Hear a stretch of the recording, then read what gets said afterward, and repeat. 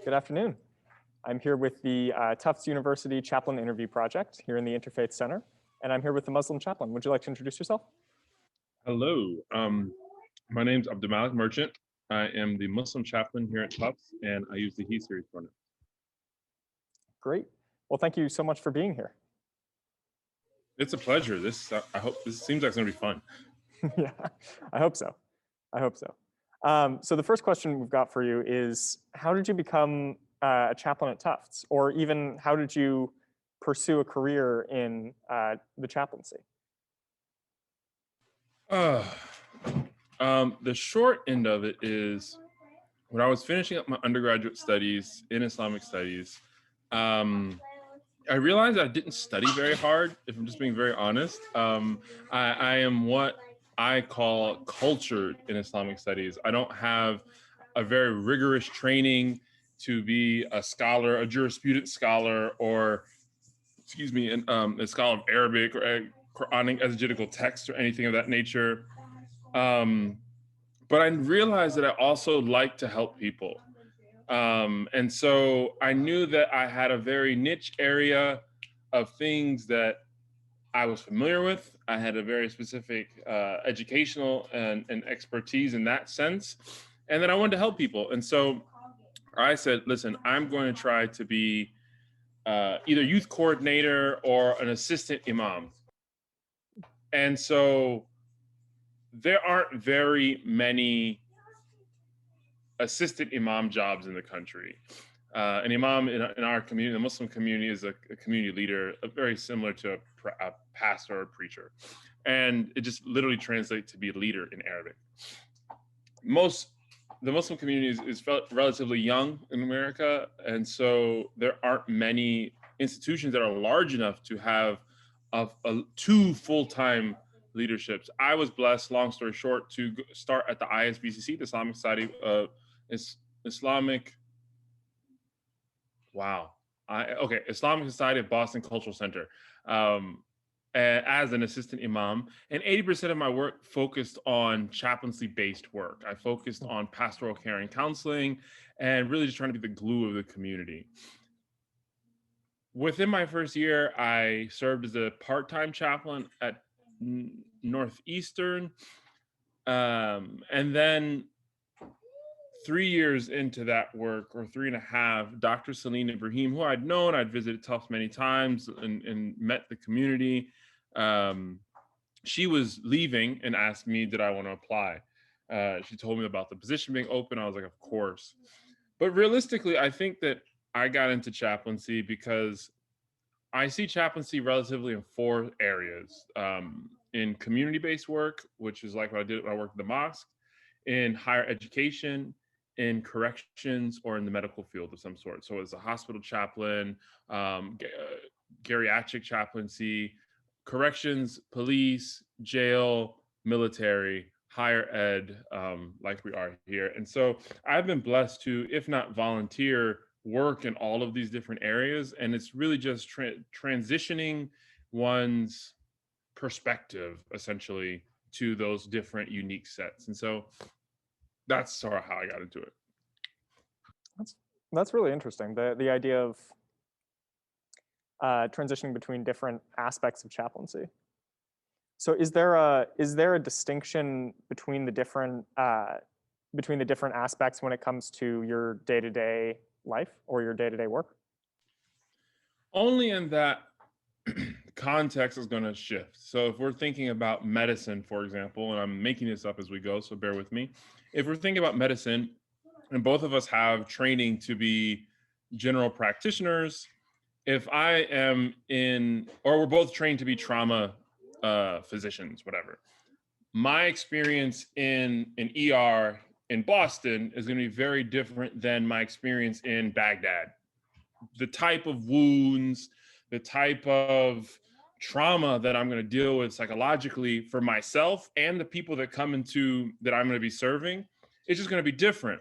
While I may need to be more nuanced here in Boston with regard to the plethora of different things that are going to come, in Baghdad, it may be predominantly just I don't know, gun wounds, for example, and I hate to be so morbid.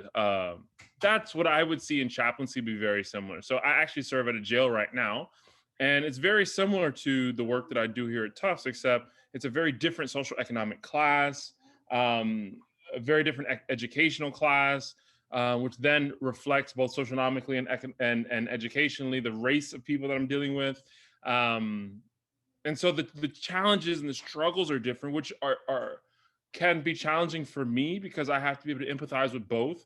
So a college student, undergraduate student who is really stressed out because their roommate is not being nice and they think they failed an exam. I have to recognize the importance and the severity of that in said person's life just as much as a person who is wrongfully imprisoned because of police injustice and now lost their family. Both of those are very severe, and I can't put a value judgment on either. I just have to be present for each person. That awareness is challenging for me, but it's sort of what I've signed up to do. Right. Fair enough. Well, it seems like that leads really well into the question about pastoral care, because that's obviously a very big part of your job, a very big part of the important part of your job, and a big part of why we're having this interview series is so that we can, expose the chaplaincy a little bit more and the resources that the chaplains can offer to people who might not know about that or might not be terribly plugged in to the day-to-day of the chaplaincy, especially with COVID and with our isolation from one another. So how would you describe what pastoral care even is? Um, Pastoral care has been defined many, many different ways. I'd like to look at it as um, therapy by unlicensed therapists that can come from a spiritual perspective. So essentially, I'm just maybe an older or younger brother who's here to listen, and perhaps from my experience or my specific tradition can offer something, whether it's wise or not, that'll help your situation. And so, um, the vast part of what I do is just active listening, being there, being present for people, walking alongside of people through whatever they're experiencing and being challenged and living with. Um, and so that's what I would define pastoral care is. And frankly, the most rewarding and biggest part of what I do in chaplaincy. Fair enough. So when people do come to you with something that they need you to walk with them on or for wisdom, what do they usually come to you with? What sort of issues do you see? Everything, any and everything. Because I've been blessed to serve in many different contexts, I've had from, I don't know, marital issues, divorce, death in the family, moving, life transitions, gender identity, sexuality, family, economic, everything. I'm ceased to be amazed at the plethora of things that come my way. Um, but it just means that I hope that people trust and honor the space that we hold together. Fair enough. Fair enough. Is there anything that you wish that more students knew about pastoral care? Um, I think there may be some sort of a stigma around it, around counseling in general, psychotherapy, or anything of that nature. And our work I see to be far less formal, while we as clinicians, if you will, or practitioners, excuse me, honor the space in a very formal way. Excuse me, we're here to be with you in a very informal way, if that makes any sense. So while my ethical values and upholding of the space and honoring of the space is extremely formal and extremely rigorous, there's no judgment there. You come as you are. I don't know if this stands for everyone, but you can curse, you can talk about whatever. It's a safe space for, we can drink some coffee together, maybe nibble on a cookie or something in good times, and just really be in community together in a way that perhaps wouldn't think that you could do. Actually, when, hopefully when our offices are open back up, I have a very extensive coffee setup in my office. And I probably humbly can say it's probably some of the best coffee, yes, better than Tamper, that you're going to get on the campus. I roast my own beans in a light medium roast. And so I am honored to make coffee for someone and grind the beans for you and make you a nice pour over, to sort of break down the tension that may be there so that we can both bond in a way over this shared drink, and then get into some heavy stuff. Yeah, coffee and tea is always, sharing coffee or tea is always a great icebreaker in some ways. No, that's fantastic.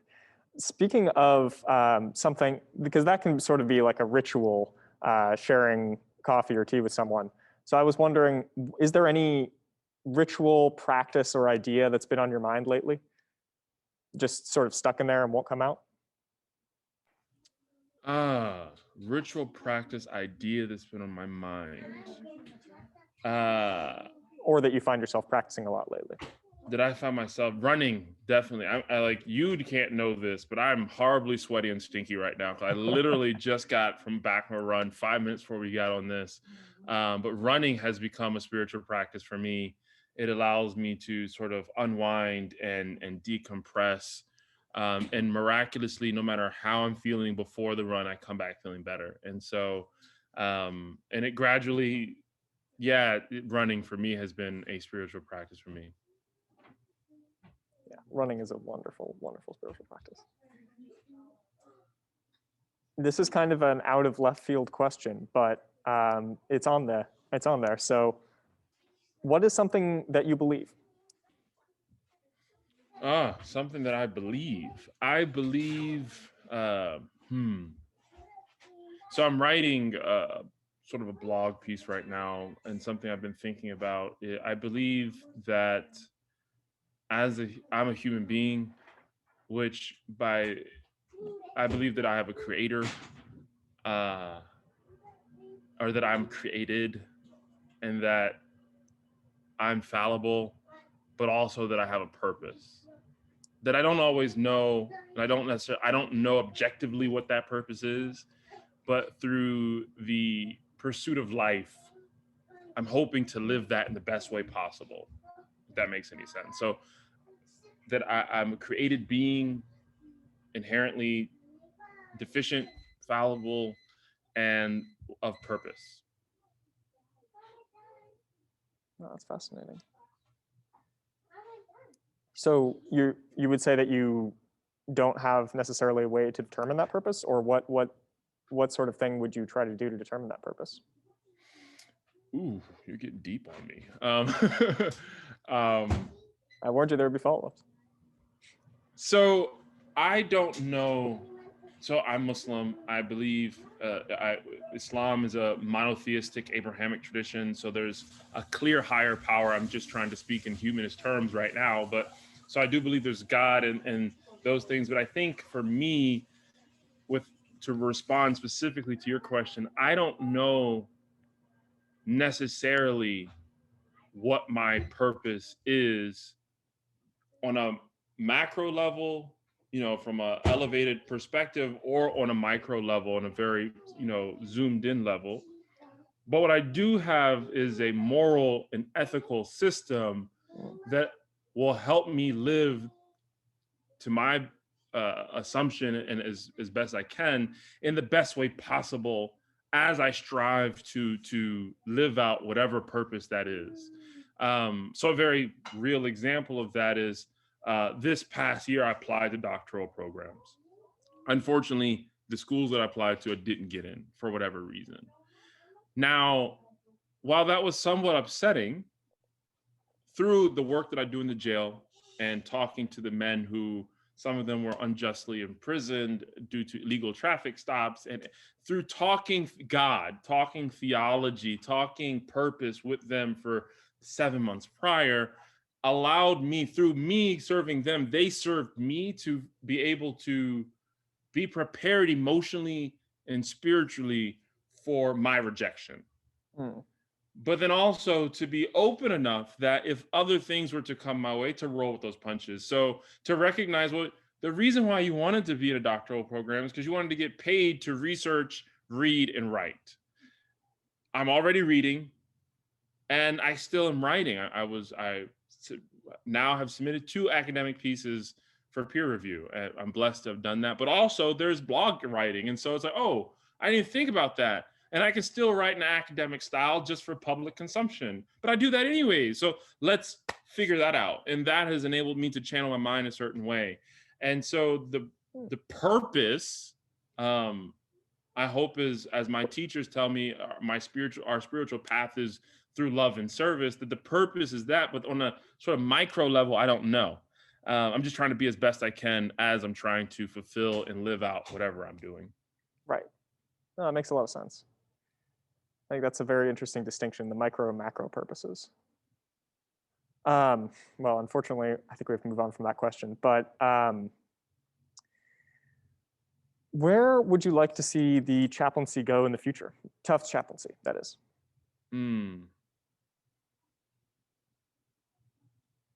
I don't know. I just hope that we are accessible. I hope that we can go wherever the students need us to go. One thing I love about Tufts chaplaincy is that we're student driven. And so we sort of just go with the flow, in the sense that our programming and the services that we offer are going to be per what is needed at the time. And at least in my idea or understanding of it, my work on a sort of big picture is to create systems that help support whatever may come. And so through the time, I need to make better connections. And I'm in my sophomore year at Tufts, my second year. And so it's deepening the connections that I do have within the chaplaincy on campus, and those type of things. I think one thing that I would like, if I could snap my fingers and something I can see better or would like to see better, would be better connections at the Boston Medical Campus, particularly for the Muslim chaplaincy. There are a lot of international students and just Muslims in general on the Boston campus who would either like to be served or don't know they can be served, that frankly are just underserved right now. And so, and I would like to see the ability for the chaplains. A second thing would be further resources put into chaplaincy so that we could be full-time and do that kind of work. But we have budgets and it's a reality. Yeah, unfortunately, budgets are real. So even with the limited budget, and even though even though you all can't be full-time, I have to imagine there's still a lot of memorable moments created. So what was your favorite sort of moment or most memorable moment working as a chaplain? My favorite moment was in 2019, spring of 2019. I'm finishing up my master's program right before spring of 2019. No, spring of 2020, right before COVID. We were able to still be on campus together. I was finishing up my master's program. Students were in their finals, and I was like pulling all-nighters in my office, just writing papers and whatnot. And so I said, why don't we make this a social event? And so I texted the MSA president, said, come to the IFC. I'll buy pizza for you guys, and I'll study in my office. You guys can study in the lounge room or wherever you want in the IFC, and we'll make a thing out of it. We'll eat together, and then we'll go back to our respective corners and work. And we did that like two, maybe 3 times. I don't know.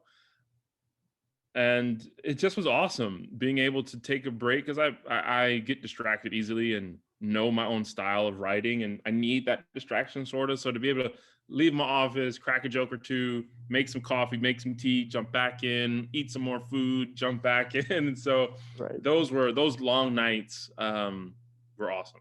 Sort of in the grind together, everybody writing and testing and all that stuff.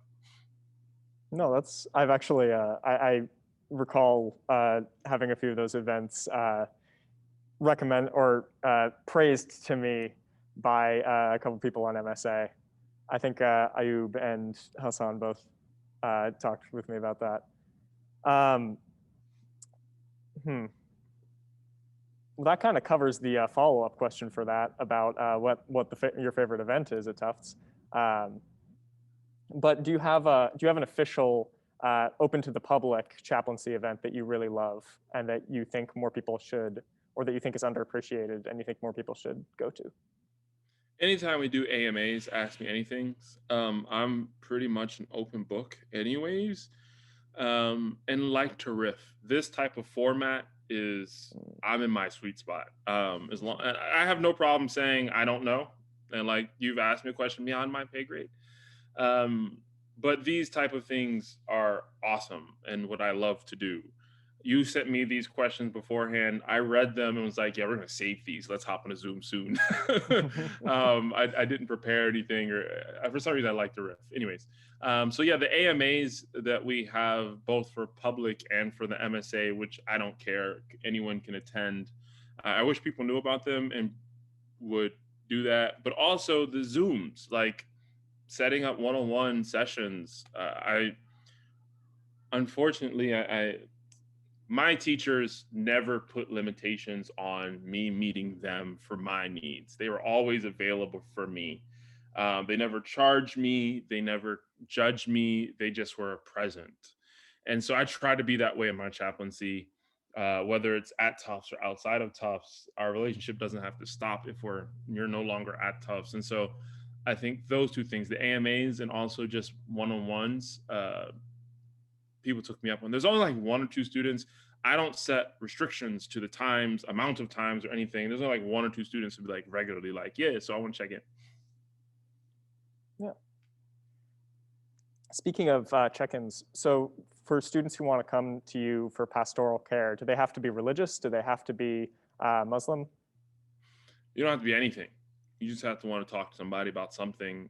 I've I've given dating advice. I've given spiritual advice to atheists. I've given uh, gender identity advice to Muslims, which is a taboo thing. I actually have an email now for someone who is queer or whatever. Yeah, you just want to talk and feel that perhaps I can provide a different perspective than you've heard before or would like to hear. So no, you don't have to be Muslim. You don't have to be religious or spiritual or anything really, because I don't come with that. Like if even to Muslims who come talk to me, it's not. I obviously have my own beliefs and my own set of ideas and maybe ideals. But I don't ever.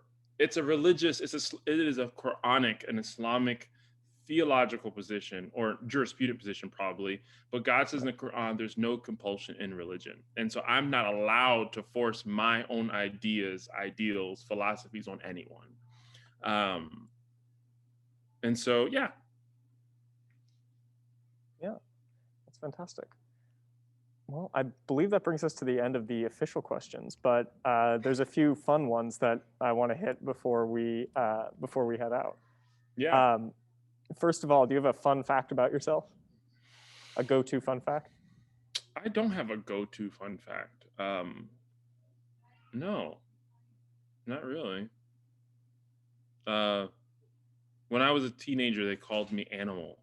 That was my nickname in the community, and that was because I didn't really think much. I just did, and it came from working in a mosque one time with one of my friends. And, hey, can you hand me that rug? And they're like this big rugs like we have at the IFC. And I just threw it at him, and he was like, "Freaking Animal, man, what's wrong with you?" And that was it. That was Animal throughout my teens. I think I did get actually called the same thing in middle school at one point. It was a little odd. for a completely different reason. So then, other fun questions. First, you've already sort of addressed this, but outside of your office, what's the best coffee on campus? I wouldn't know. I'm really snobbish about coffee. Tamper's decent, but it makes a different type of coffee than I like. It's a bit more roasted than a bit more darker of a roast than I would like. If I was to guess, though I haven't had it, I would say it's Naphtali, the Jewish rabbi. Apparently, he has an AeroPress in his office, and he's pretty snobbish about his coffee too. So I would have to say Naphtali. Though I'm pretty sure he goes to Tamper. The Goddard has a new espresso machine that is pretty good. I have to give them. Shelby does a good job at stocking up with decent beans, so I would have to say there. Yeah, we've the chaplaincy staff has not really been allowed to Goddard much, but I was there for one in-person shift last semester, and it looks like a spaceship a little bit. Yeah. Your coffee machine. Then, if not favorite coffee, how about your favorite ice cream flavor? Butter pecan, without a shadow of a doubt. It's butter pecan. It's the best mix between walnuts or pecans, which I love, and like a French vanilla if you haven't had it.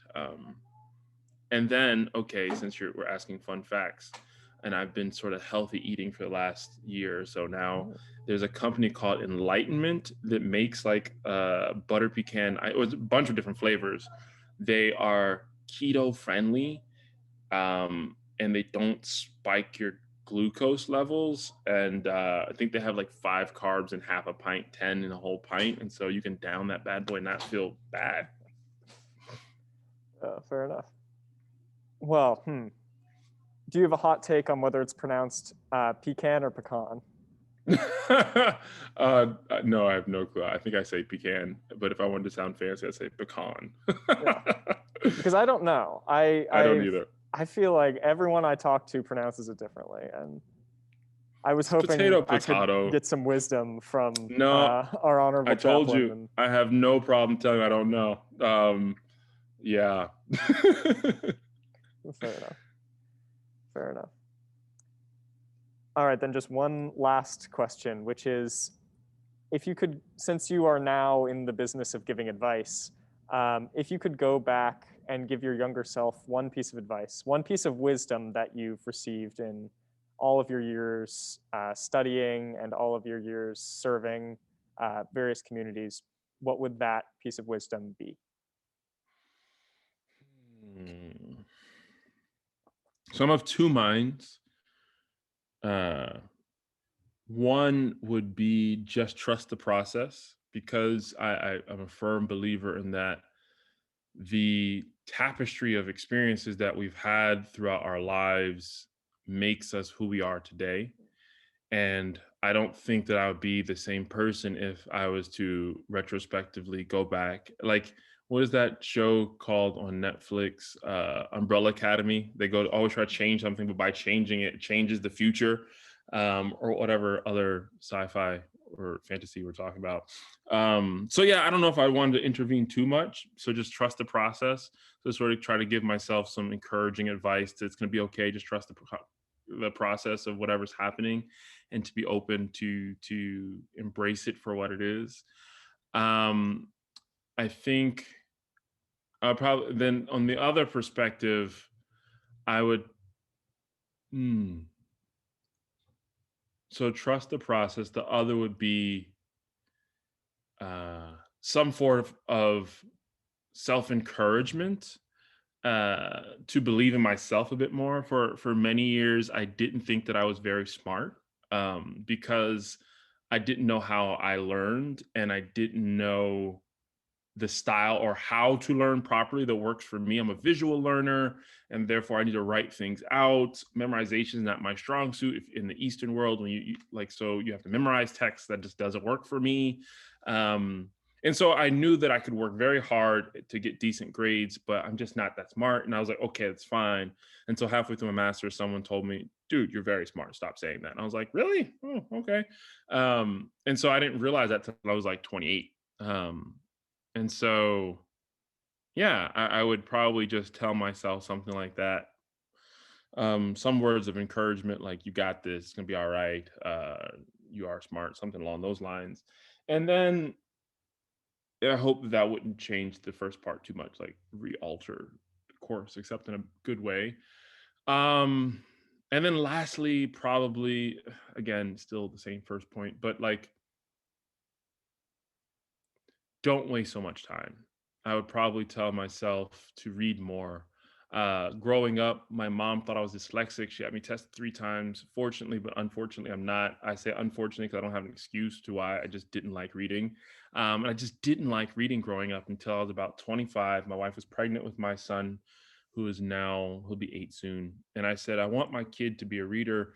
And I realized, oh, poop, my kid's not gonna be a reader unless I'm a reader. And so then I forced myself to get into reading. Now I love reading. I wish that I had started reading or fell in love with reading much earlier on and read more widely, uh, to just be even more cultured and stuff like that, which is also feeds into point number 2 as to why I always felt behind, because I'm not as widely read as I'd like to be, or other people are more widely read, and it Hmm. just made me feel less than. But yeah, I think going back to point number 1, I wouldn't change too much. I wouldn't change anything realistically, except for trying to be grateful.